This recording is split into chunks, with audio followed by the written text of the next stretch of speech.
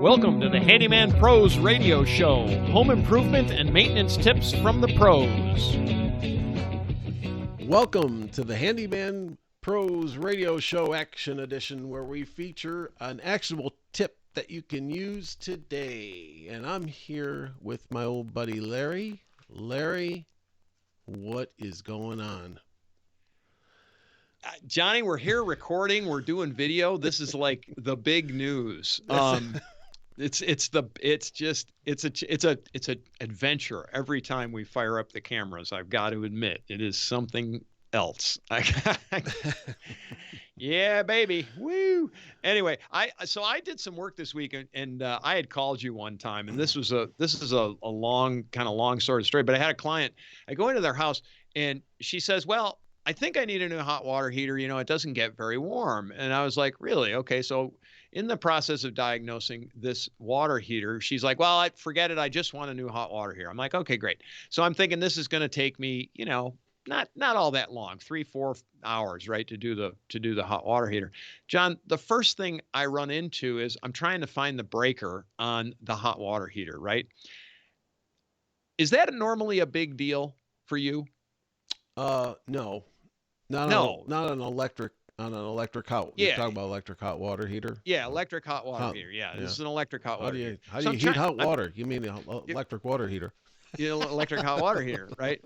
Sorry, I didn't clarify that. Yes, it's an electric hot water heater. But generally usually not a big deal, right? No, usually it's a big double, breaker.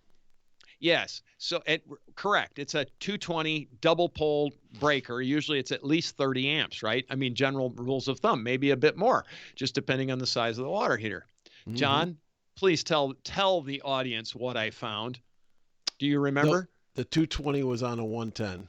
It was not 220. It was 110. It was on a 110. And it was a 15 amp breaker. And folks, I'm testament to say that you can run your 220 hot water heater on 110. It just said it took her, 3 or 4 hours before the water got warm again. It's like running your V8 engine with 4 cylinders. It'll run. Yeah. It just won't run that great, So anyway, long story short, we started down that rabbit hole, and it ended up being a multiple. It's a long story, but they had a unique box in it that had Leviton breakers, which I knew they made breakers, but I really had never seen one. Had to get a Leviton breaker. Had to rewire the house because, of course, John, was it wired for 220?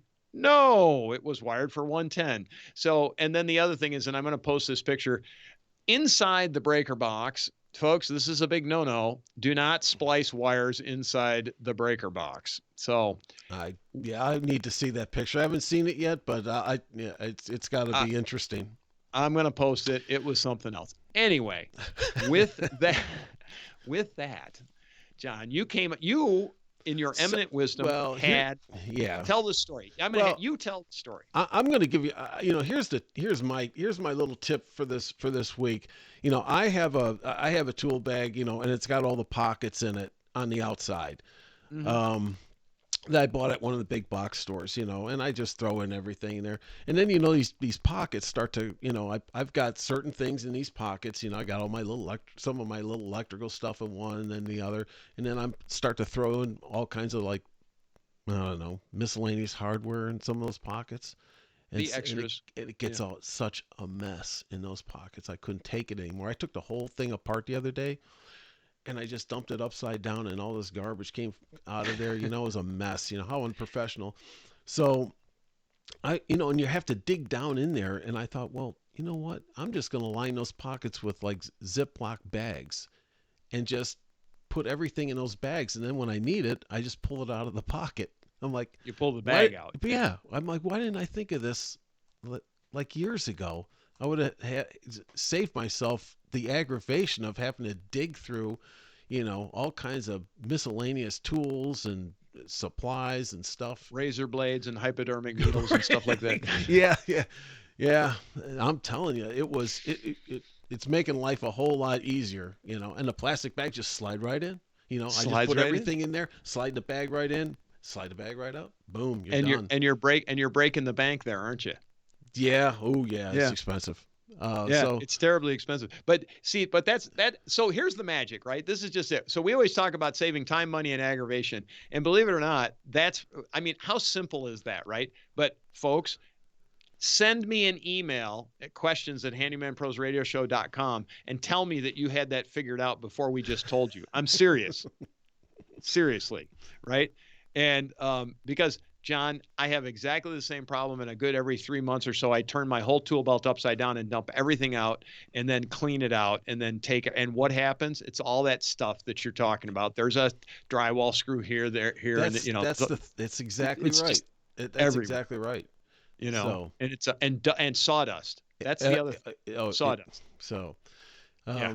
not to say I don't clean out the rest of that, but it's making life a lot simpler. I'm loving It's it. making it's making life simpler. Well, folks, don't forget we put these tips out on our Facebook site. That's at Handyman Pros. Again, if you've done this, I'm serious. Send me an email, questions@handymanprosradioshow.com. I don't believe you because I don't believe anybody's going to get it. But anyway, maybe they will. We're going to put this one. We'll get this one. We're going to compile these tips, put it in our free newsletter. You can sign up at the website, handymanprosradioshow.com. Go to the contact page. There's a sign-in sheet that you want. I'm also posting it out on some of the socials as well. So you can sign up for the newsletter. And then what else we got, Johnny? Anything else?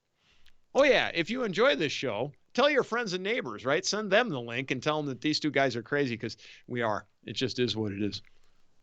And with that, we want to thank you for listening to the Handyman Pros Radio Show. We'll see you next week.